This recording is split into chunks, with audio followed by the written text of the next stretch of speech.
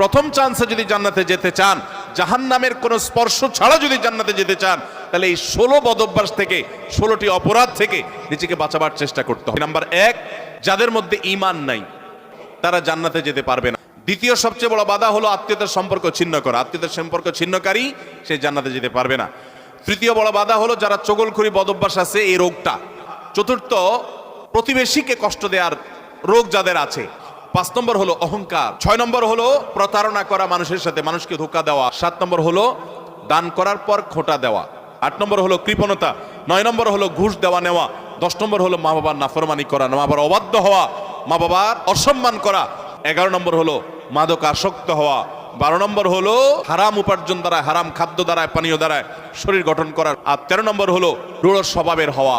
14 নম্বর হলো গণক হওয়া। 15 নম্বর হলো ব্ল্যাক ম্যাজিক করা, ব্ল্যাক ম্যাজিশিয়ান। আর 16 নম্বর হলো সিল্কের পোশাক পরা।